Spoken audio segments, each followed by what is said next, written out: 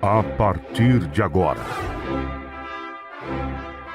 convidamos você e sua família para ouvir a voz de Deus nesses últimos dias. Uma programação da Igreja Evangélica Tabernáculo do Deus Vivo.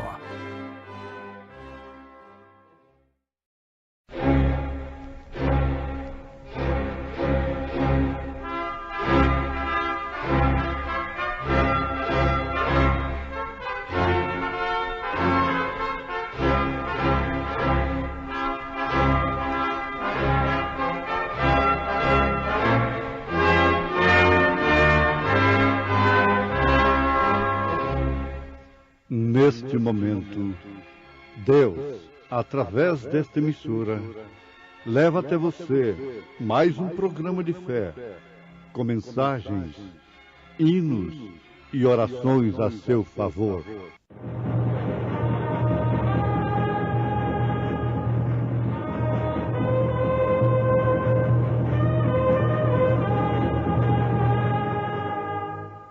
Fé para vencer.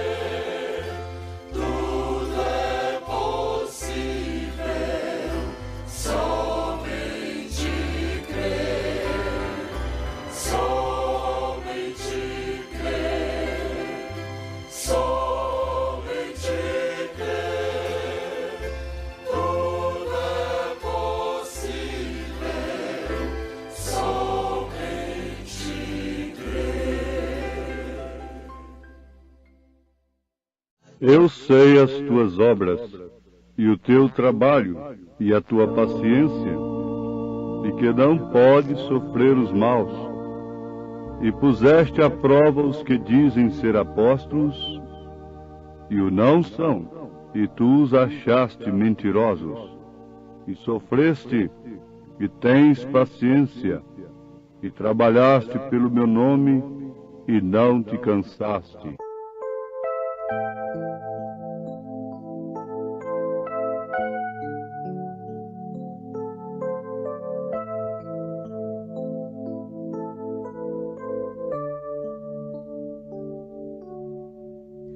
Talvez uns cantem para mágoas acalmar,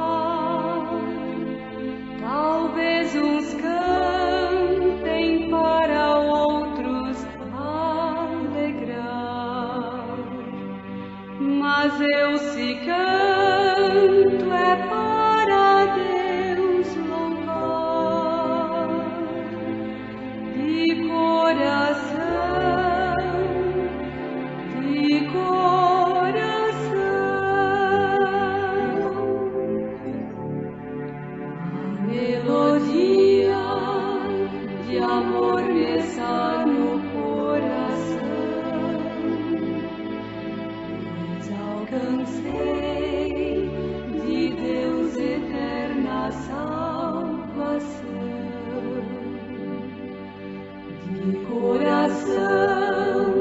Portanto eu cantarei a Deus de coração,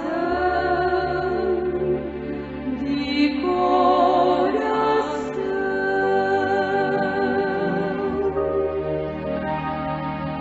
Talvez a língua eu não saiba manejar,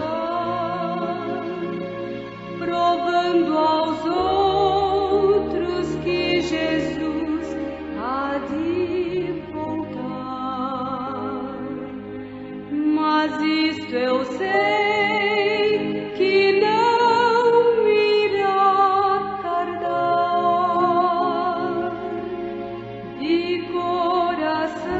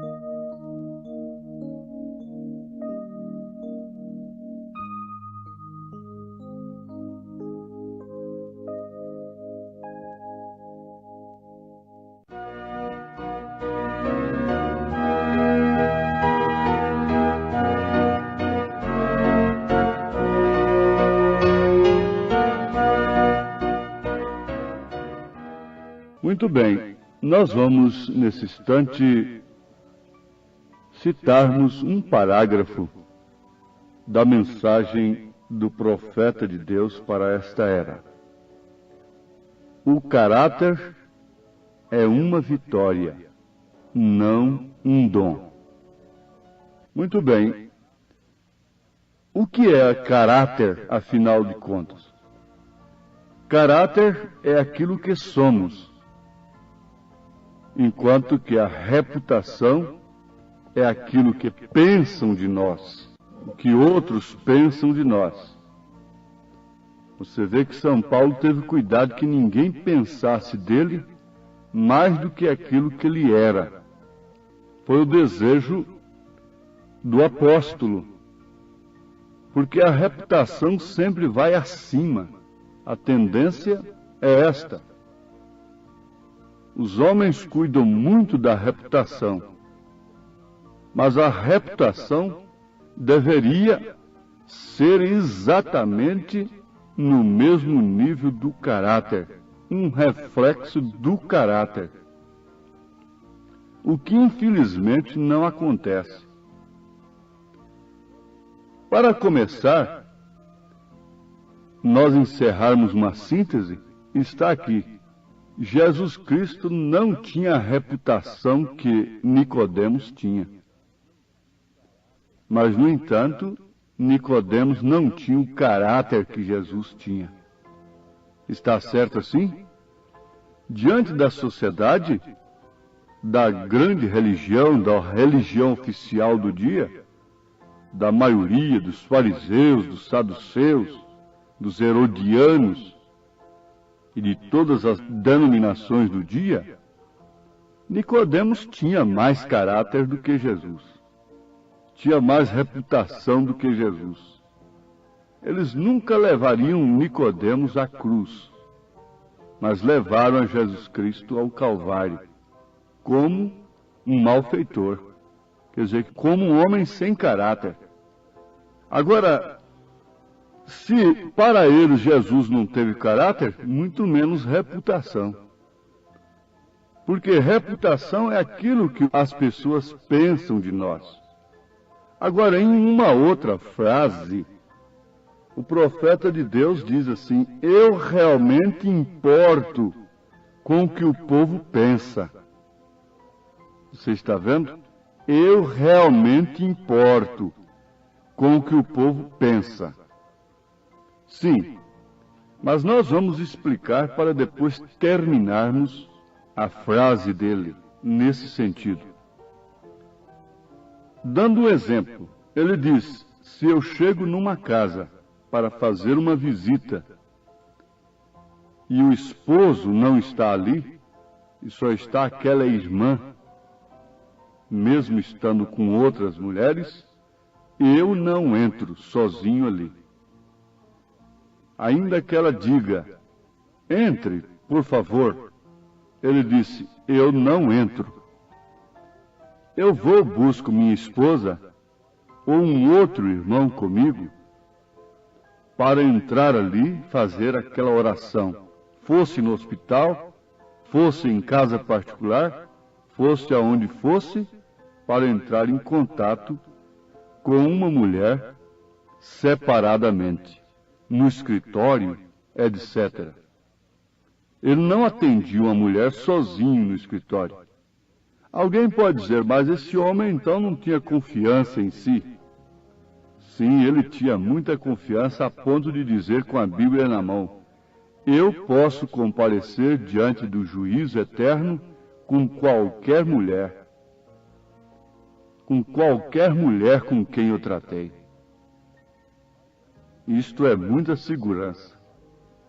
Mas ele disse: ele não faria isto por causa do que as pessoas pensariam. Então combina nesse sentido com o que São Paulo disse: se comer carne põe a consciência do teu irmão em jogo, em outras palavras, em dúvida, então você não deve comer carne, por causa da consciência de seu irmão. E ele disse: não é por causa da santidade de Deus, mas sim por causa da concupiscência de Satanás. Então ele diz, eu realmente importo com o que o povo pensa. Essa gente que diz assim, eu não tenho homem na minha frente, eu não importo com o que o povo diga, isso deve ter um lugar muito central para isso. Na verdade, não devemos ter nenhum homem na nossa frente. Não devemos dar satisfação ao que o povo pensa de nós, em relação à obediência à palavra de Deus. Mas, quando se falava de um assunto que colocava em dúvida e que armava o inimigo contra a sua moral, ou qualquer outra coisa assim, ele dizia, eu realmente importo com o que o povo pensa. Agora, não me interprete errado. Terminando a frase, a sentença sobre o assunto. Ele diz, não me interprete errado. Porém, eu estou interessado no que Deus pensa. E isto é a sua palavra. Nós vamos dar um exemplo. Eu não importo o que o povo diga de mim, porque eu batizo as pessoas em nome do Senhor Jesus Cristo. Conforme São Mateus, capítulo 28, versículo 19. Obedecendo a ordem de Jesus Cristo. Ide ensinai todas as nações, batizando-as em nome do Pai, do Filho e do Espírito Santo. Eu te batizo neste nome. Este nome, não nomes, bem entendido. Este nome é Senhor Jesus Cristo. Portanto, eu te batizo como os apóstolos batizaram. Eu te batizo em obediência à ordem de Mateus 28, 19. Em nome do Senhor Jesus Cristo. Amém. Está certo? Agora não me interessa o que pensam acerca do batismo em nome do Senhor Jesus Cristo. Não me interessa o que pensam quando eu digo assim, não há três pessoas distintas na divindade. Há três manifestações. A Trindade de Deus não é composta de três pessoas distintas. Isto seria paganismo. Isso seriam três deuses. Isso teria que haver três personalidades se houvessem de fato três pessoas. Mas isso são três ofícios, três dispensações, três manifestações de um só Deus. Deus sobre nós, Pai. Deus conosco, Filho. Deus em nós, Espírito Santo. Aí estão as três dispensações especiais de Deus. Sobre o Velho Testamento, sobre Israel, Pai. Na etapa da graça, quando ele se manifestou, Emanuel. Emanuel não quer dizer segunda pessoa de Deus. Emanuel quer dizer Deus conosco. Então, Filho, Deus conosco. O Espírito de verdade que o mundo não conhece. Não recebe porque não conhece, mas vós o conheceis, porque ele habita convosco. E então estará em vós esse Espírito Santo que habitava com eles, mas estaria neles.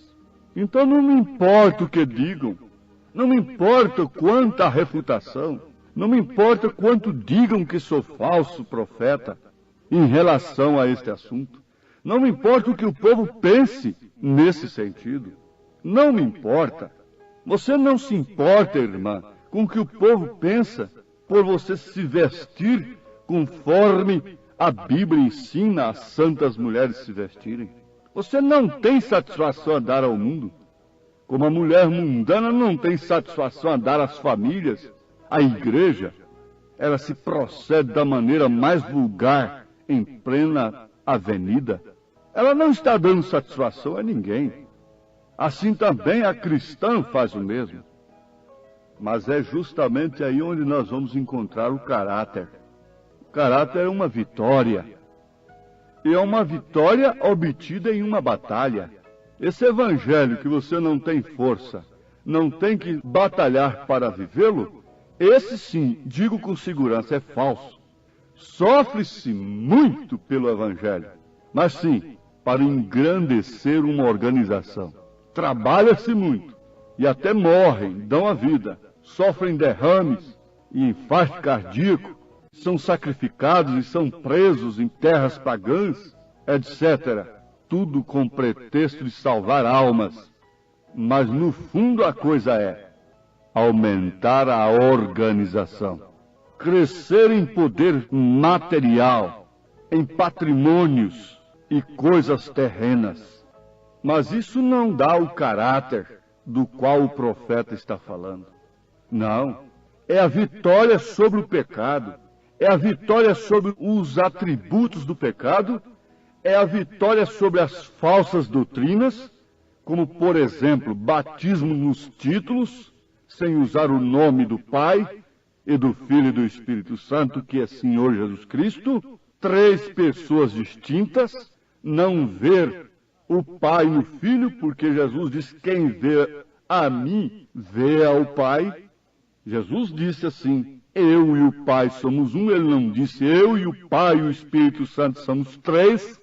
Os homens é que querem dizer, mas Jesus nunca diz, eu sou o segundo, ele diz, eu sou o primeiro, eu sou o último. Então, fora disso, é anátema. E isso não promove o caráter cristão. Se você está sofrendo por causa do pudor cristão, por causa de 1 Timóteo capítulo 2, versículo 9 em diante, mulher, se você está sofrendo por causa de todas essas referências escriturísticas, sem textos isolados, se você está sofrendo pela vida cristã, não pelo crescimento da obra de Cristo, mas pela vida cristã, então você tem o caráter de Cristo. Agora você vê, caráter é uma vitória, não é dom. Por quê? Qualquer impostor pode ter dom, pode ser eloquente, pode ser convincente, pode ter profundos argumentos, pode ter dom de curar os enfermos, pode ter dom de expulsar demônios, sem afastar da iniquidade, sem ter caráter cristão. Pode fazer tudo, tudo em nome do Senhor Jesus, ou em nome do Pai, do Filho e do Espírito Santo, ou em nome de Jeová, ou em nome da estrela da manhã, em nome do lírio dos vales, em nome do maravilhoso, do Pai da eternidade, do príncipe da paz, ou mesmo em nome do Senhor Jesus Cristo, pode fazer tudo, mas não tem o caráter cristão. E Jesus disse que muitos vão dizer em teu nome, expulsamos demônio, curamos enfermos, fizemos maravilhas. Isto quer dizer, tínhamos dons espirituais, mas não tiveram caráter, porque Jesus não vem buscar dons da igreja. Você não vai deixar de subir porque não falou em línguas, porque não curou os doentes, porque não teve dons carismáticos. Você não subirá no arrebatamento se não tiver o caráter de Cristo. Assim nos ensina o Senhor, assim diz o Senhor. Ele buscará assim uma noiva, uma igreja noiva, mas uma igreja que tem o seu caráter. Agora, onde ela adquiriu o seu caráter? Foi na batalha pela vida cristã, não pela obra de Cristo. Deus não admite, Deus não está espalhando folhetos por aí, conclamando recrutas para a sua obra.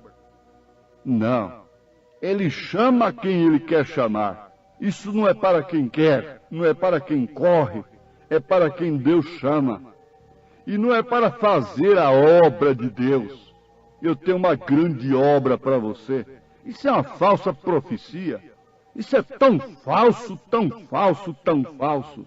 Eis que eu tenho uma grande obra para você. Deus nunca falou isso na Bíblia.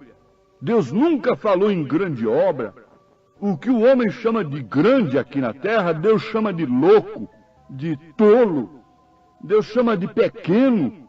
Leia 1 Coríntios capítulo 2. E o que o homem chama de pequeno é que Deus chama de grande. É a manjedoura que é a grande obra. É o pequeno menino. É um profeta do campo, do deserto. É que é a grande obra do dia, dizendo raça de víboras, serpentes, sepulcros caiados. Ah, bom, mas ele falou isso foi para as meretrizes, para os ladrões. Não, não. Ele nunca chamou uma meretriz de serpente. Ele nunca chamou um ladrão de sepulcro caiado. João Batista falou foi com os líderes religiosos. Jesus falou isso foi com os líderes religiosos, os guias do povo, chamando-os de uma maneira que ninguém sabia melhor do que ele, de guias cegos. E um cego guiando o outro, ambos caindo no buraco. Eles tinham muita reputação, eles tinham o mesmo caráter religioso, caráter social, mas não tinham caráter divino. O caráter divino é obtido numa luta divina. O caráter espiritual é alcançado numa luta espiritual. É contra as obras infrutuosas das trevas. É aquele que combate contra as astutas ciladas do maligno nos lugares celestiais. Lugares celestiais é aquela grande catedral com parede de ouro? Não, é seu corpo, mulher. Começando por aí, porque o seu corpo é um templo. É do Espírito Santo ou do diabo? É um corpo para a santidade, apresentado a Deus como sacrifício santo e agradável a Deus?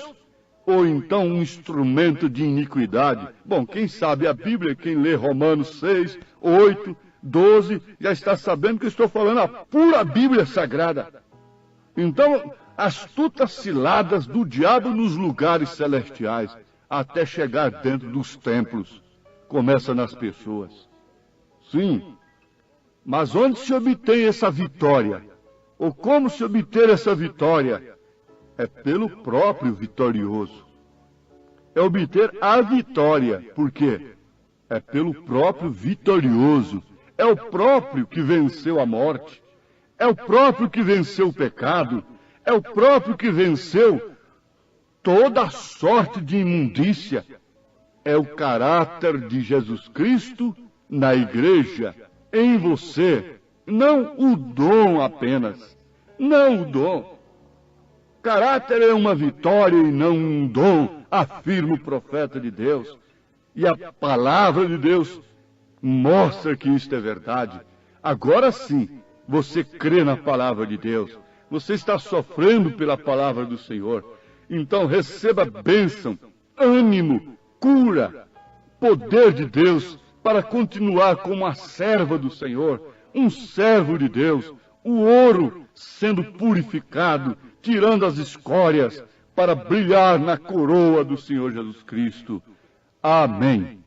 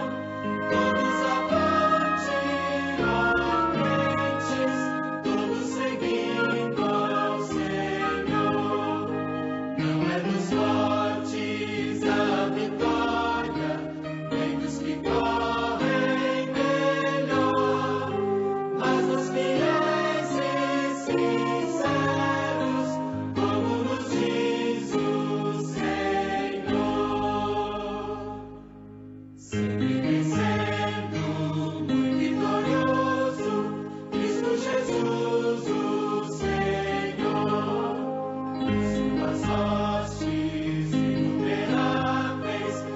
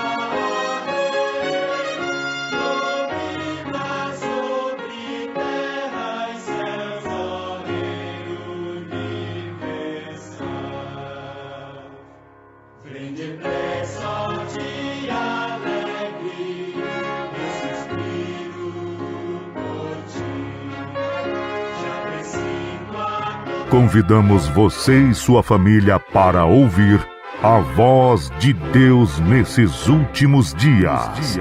Uma programação da Igreja Evangélica Tabernáculo do Deus Vivo.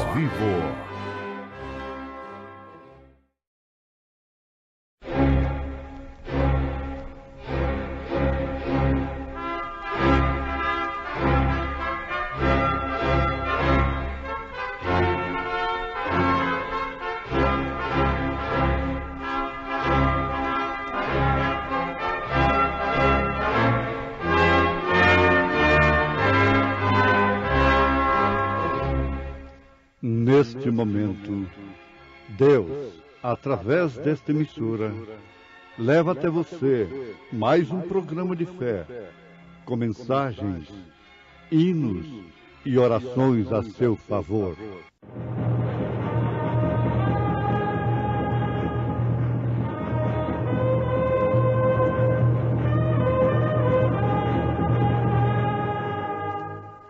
Fé para vencer.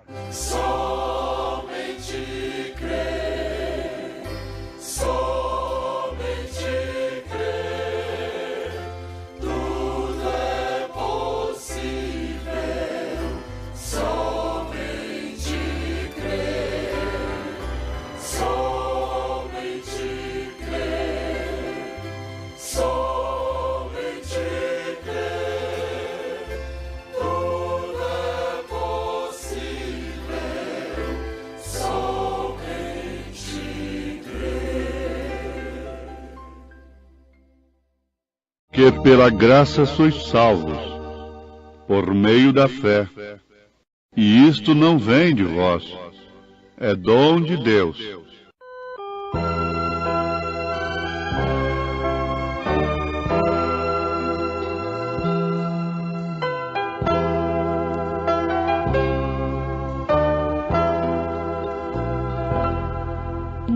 Nossa fé sem as obras é mortal. Foi assim que o Senhor ensinou. Se o amor realmente não há, nem as obras, nem a fé tem valor. Sem amor é impossível agradar a Deus, e as obras são frutos do amor. Nossa fé necessita das obras do amor, mais que a abelha precisa da flor.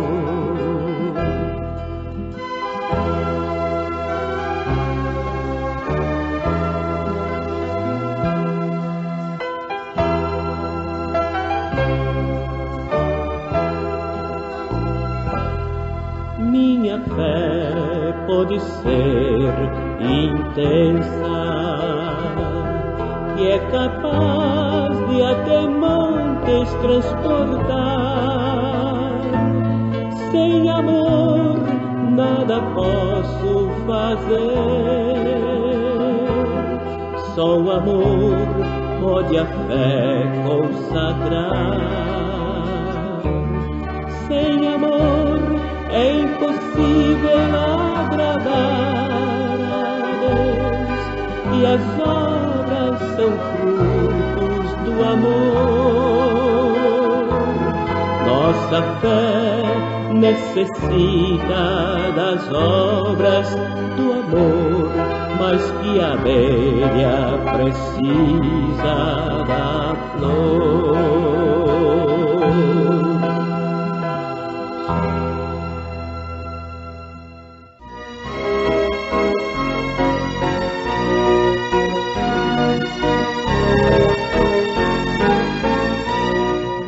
As obras de Abraão estavam expressando a fé que ele tinha na promessa de Deus. Ouvintes, nós citamos as Escrituras na carta de São Paulo aos Efésios, capítulo 2, verso 8. Porque pela graça sois salvos, não por meio da fé, e isto não vem de vós, é dom de Deus. Não vem das obras para que ninguém se glorie. Verso 9. Muito bem. Parece que São Paulo está em choque com o que disse São Tiago. Porque Paulo disse, pela graça sois salvos, não pelas obras. Ele diz, não vem das obras, para que ninguém se glorie. Então é por meio da fé. Agora Tiago disse que através de suas obras ele mostraria sua fé. Sim, isso está muito certo. Não há choque algum. Paulo justificou Abraão pelo que Deus viu em Abraão, enquanto que São Tiago justificou Abraão pelo que o homem viu em Abraão. Então você vai entender que os atos dos apóstolos, por exemplo, os atos, os feitos dos apóstolos, as obras dos apóstolos, testificaram perfeitamente do que estavam nos apóstolos. As obras de Jesus testificaram daquele que estava em Jesus. As obras da igreja testificam daquele que está nela, porque é o que está nela é que está fazendo as obras. Jesus disse, o Pai que está em mim é quem faz as obras. Então vamos chegar a uma conclusão entre Paulo e Tiago. Você não tem feitos, obras, para ser salvo. Você tem obras de cristãos porque você é salvo. Salvo pela fé. Então, o que Paulo disse não está em choque com Tiago. Ele disse que você é salvo pela fé. Agora, Tiago não disse que você é salvo pelas obras. Tiago disse que pelas obras a gente pode provar a fé que tem. Isto quer dizer que sem fé é impossível agradar a Deus. Sem fé não se pode crer na promessa de Deus e ter atos, obras, como a de Abraão.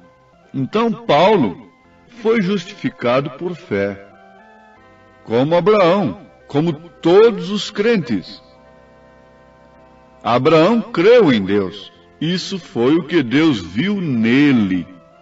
Antes de lhe dirigir a promessa, Deus viu que havia fé em Abraão para receber aquela promessa.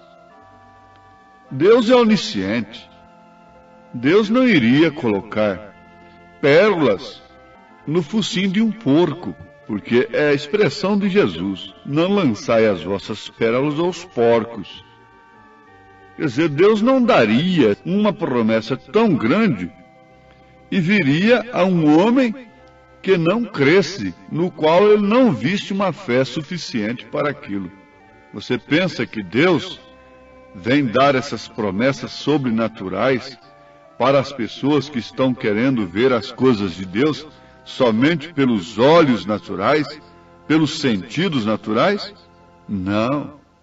Ora, a fé é o firme fundamento das coisas que se esperam, a prova das coisas que não se veem. E para verem as coisas, para usufruirmos das coisas que podemos ver, essa é uma fé comum. O joio usufrui, o trigo usufrui, da chuva, do sol. Mas tem uma coisa: para usufruirmos das bodas do Cordeiro, do milênio, morarmos na cidade santa, isso não é pelo que fazemos através da nossa capacidade, das nossas maneiras aqui na terra, não. Isso é uma promessa como veio a Abraão. Agora, vejamos, Abraão creu em Deus. Isso foi o que Deus viu nele. Porém, logo quando ele foi atuar como se já estivesse feito, isso foi o que o homem viu nele.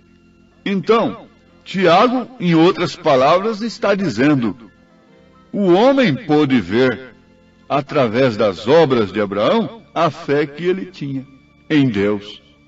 As obras de Abraão estavam expressando a fé que ele tinha na promessa de Deus. Recordem, Abraão tinha 100 anos de idade quando o filho veio. Sara tinha 90. Eles estavam bem avançados na idade, já haviam passado da idade de ter filhos por muitos anos. E eles haviam vivido juntos como marido e mulher desde que eram jovens e não haviam tido filhos. Porém, ainda assim, Deus viu que aquele homem naquela idade tinha fé suficiente para receber uma promessa tão impossível aos olhos naturais. Era impossível ou não era? Sim, aos olhos naturais. Que qualidade de fé nos levará ao rapto? Somente essa que atende os nossos sentimentos? Aos nossos sentidos naturais? Não, não é essa qualidade de fé que nos levará no arrebatamento. Nem mesmo esta fé que cura um câncer nos levará no arrebatamento. De maneira alguma. É o poder da ressurreição. É uma fé diferente. É uma fé especial. É uma fé contra toda a razão, contra todos os sentimentos. Agora, Deus não dá essa fé. Ele não dá essa promessa a quem não tenha essa qualidade de fé. Isto é certo. Como Deus poderia fazer uma promessa a um homem que iria dizer: bom, se eu não tive filhos, quando eu e minha esposa estávamos no tempo de alcançarmos filhos, vamos dizer, Se viesse a promessa que Sara ia abrir sua madre, quando ela era nova ainda, eu poderia crer. Mas agora, depois que já estamos velhos, com todos os costumes naturais cessados, Deus não viria a Abraão se Abraão não tivesse uma fé para receber aquela promessa. Isto deve ficar guardado no seu coração. Deus não viria a Maria para aquele fim. Deus não viria a outros para aquele fim que ele veio. E Deus não virá para a sua igreja para esse fim, arrebatar, levar no arrebatamento, porque isso é uma fé tremenda. É uma fé gerada na grande central elétrica de Deus. É uma fé gerada pelos 7 trovões de Apocalipse, capítulo 10, que o 7º anjo viria revelar. Os 7 trovões que você encontra no Apocalipse, que você encontra logo depois das 7 eras da igreja, é que gerará essa fé. É a revelação desses trovões que gera a fé para o rapto, para o arrebatamento. Então, vejamos, Sara teria morrido quando ela descreu naquela promessa, estando atrás da tenda. Se ela não estivesse em Abraão, que é seu esposo, Deus teria matado a Sara, porque ela sorriu, descrendo de si mesma, de suas possibilidades. E a igreja que não está em Cristo está morta, porque ela não creu na mensagem sobrenatural do dia. Ela está morta porque ela não está no esposo. Ela está no poder nacional. Ela está no poder mundial. Ela está no poder monetário. Ela está no poder social. Ela está no poder religioso. Herodias estava no poder de Herodes. Jezabel estava no poder de Acabe. Mas Sara estava no poder de Abraão. Por isso ela não morreu. Por isso ela não foi fulminada naquela hora. E essa é a razão de não termos sido consumidos e estarmos aí imergidos na confusão religiosa do dia. É porque estamos em Cristo, por predestinação. Ninguém vem para esta mensagem porque quer. Isto é, o verdadeiro eleito. Ele vem por predestinação de Deus. Abraão creu na promessa. Ele creu nela. Ele preparou tudo para o cumprimento daquela promessa, para o nascimento do menino. O velhinho dizendo assim: ora, nós vamos ter um menino. Então aquilo causava zombaria, causava crítica, causava escárnio. Veja, um homem tão bom como foi ele, tão reto, mas andou muito separado dos nossos sistemas, ficou doido, ficou louco, está caduco, dizendo que Deus lhe apareceu para dizer que eles vão ter um filho e que ele vai ser pai das nações e coisa e tal. Se eles não tiveram quando eram novos, não deu conta, agora que vão dar. Se eles não dão conta de fazer essas grandes coisas que estamos fazendo aqui, eles vão no arrebatamento. Veja só, vejam. Isso foi o que Deus viu em Abraão. Foi um velho se preparando para receber um menino, para receber o filho, com todos os seus costumes cessados, a igreja, Sara, lhe chamando de Senhor, com todos os costumes sociais cessados. Sim, ela não tinha mais nenhuma sensação, não tinha mais nenhuma emoção para que pudesse alcançar um filho. E é a esta igreja que vem o filho, que vem o segredo dos 7 trovões. Essa gente que está aí atrás de emoção, de sensação mesmo através da mensagem, pode ser que esteja em processo para alcançar uma fé especial. O profeta diz isto. As pessoas têm emoções e tratam de operar por emoções. Ele afirma, isso não funcionará. Ora, isto é assim, diz o Senhor, isso não funcionará. Você vê que Jesus foi concebido por Maria fora de qualquer sistema humano de sensação, fora do sistema sexual, fora da sensação natural. Um óvulo foi fertilizado por Deus e veio ao ventre de Maria. Maria não ofereceu nada, senão um receptáculo, senão um ventre, para que Deus viesse como mistério da piedade, não como mistério de 3 pessoas, mas mistério da piedade, porque o outro mistério é da iniquidade. Mas este, de Deus em carne, é da piedade. Deus se manifestou em carne. Esse é o mistério da piedade. E Maria não teve nenhuma sensação para conceber aquele menino. E quando a promessa veio a Abraão e Sara, eles não tinham nenhuma sensação humana. Eles não podiam ter nenhuma emoção combinando com aquela promessa, para dizer, bom, nós estamos em tempo de termos um filho, basta o Senhor nos abrir a madre, nós estamos fortes, nós temos potência, nós temos tudo, nós estamos funcionando em dias, está tudo na perfeita ordem, todo o sistema nosso está vivo, e o Senhor pode então nos mandar o filho. É assim que a igreja natural está crendo na vinda de Jesus.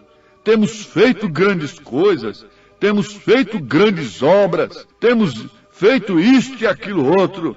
Estamos esperando a volta de Jesus e Ele vai nos levar porque fizemos grandes coisas aqui na terra. Não, o que fez Abraão? Tendas. O que fez Abraão? Um criador de gado ali separado, de ovelhas, com uns servos que apenas dispunham de uns facões, de umas enxadas e de coisas assim. Mas ele tinha uma coisa diferente de Ló. Não estou falando mais diferente do mundo. Ele tinha uma coisa diferente do justo Ló. Para começar, você veja a posição em que estava Abraão, o local onde vivia Abraão, e veja onde o justo Ló estava gemendo. Por que ele estava lá dentro gemendo? Foi a sua própria escolha. E ele estava ali governando. Ele estava sendo uma bênção de Deus.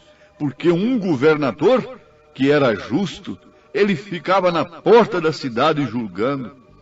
Estava ali um representante do Evangelho, posto por Deus, e os crentes diziam, graças a Deus, que nós temos um homem justo lá em cima, um representante do Evangelho. Oh, mas está certo.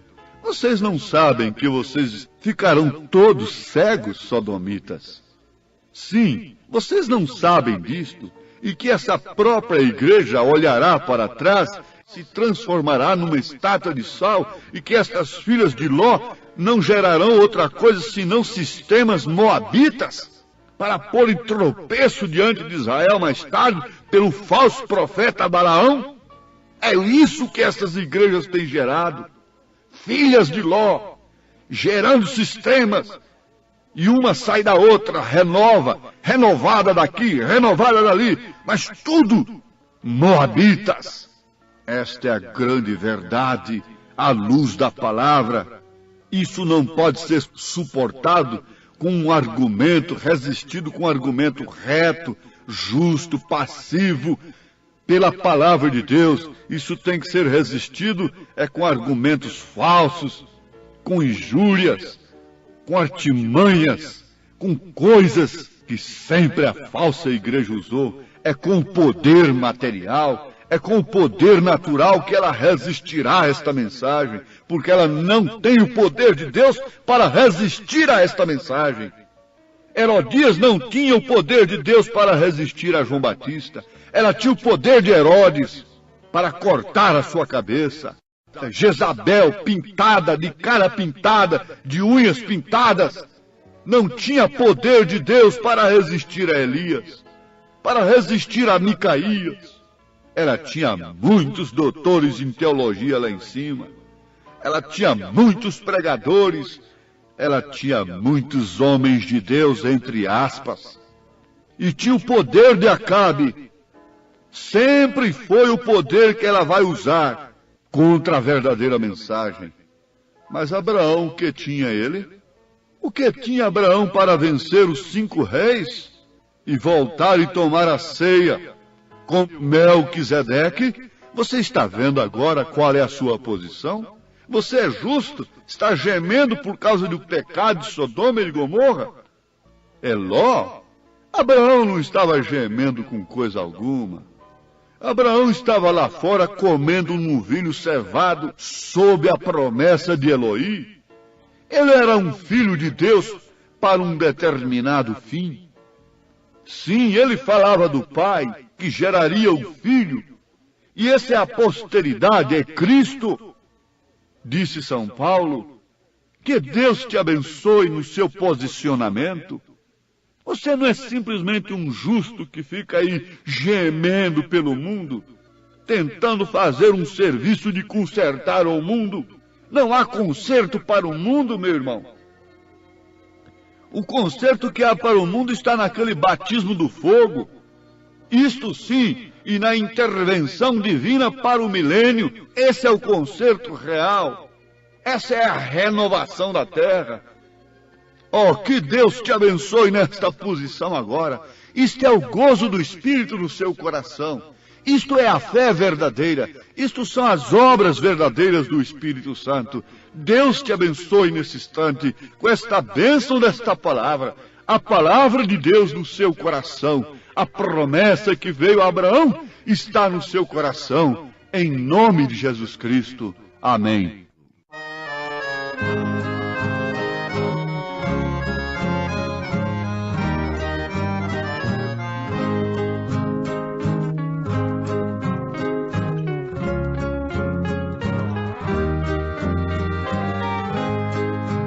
Bem-aventurado que confia no Senhor como fez Abraão.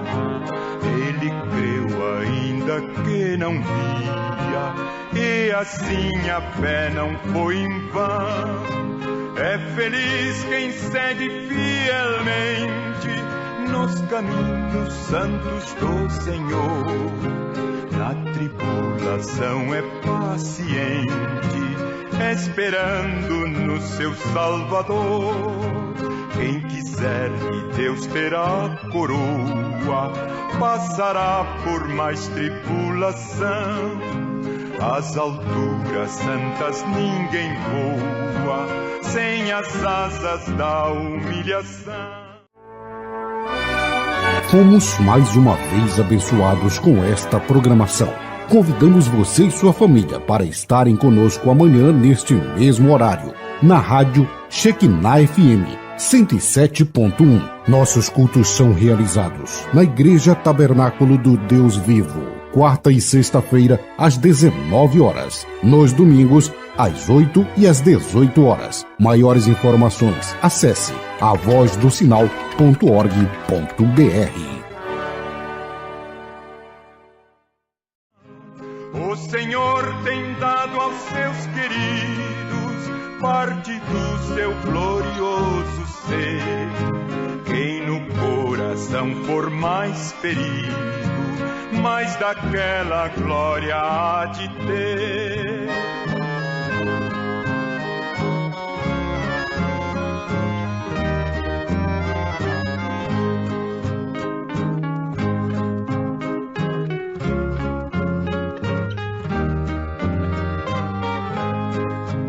Quando aqui as flores já fenecem, as do céu começam a brilhar.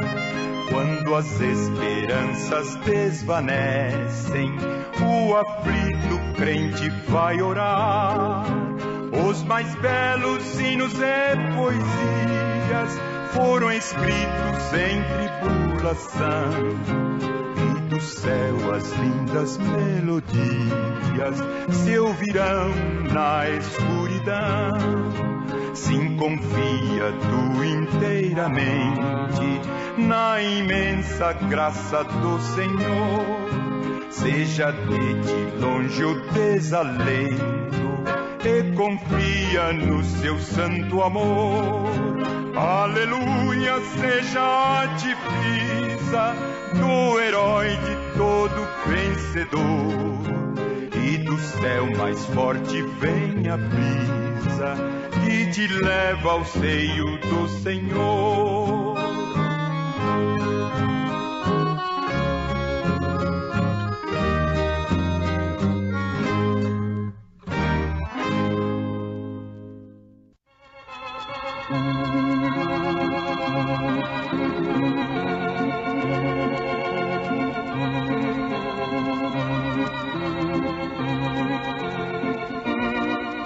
De Deus muito firmes são mais promessas, mais firme que as montanhas são. Quando o socorro terrestre cessa, os de Deus não falharão. De Deus muito firmes são as promessas, falhando tudo, não falharão. Se das estrelas o brilho cessa, mas as promessas brilharão. Se a fé te falta nos teus apertos, nas suas promessas, descansa em paz. Quando és tentado, estou bem certo que Cristo auxílio te traz. De Deus muito firmes são as promessas, falhando tudo, não falharão. Se das estrelas o brilho cessa, mas as promessas brilharão.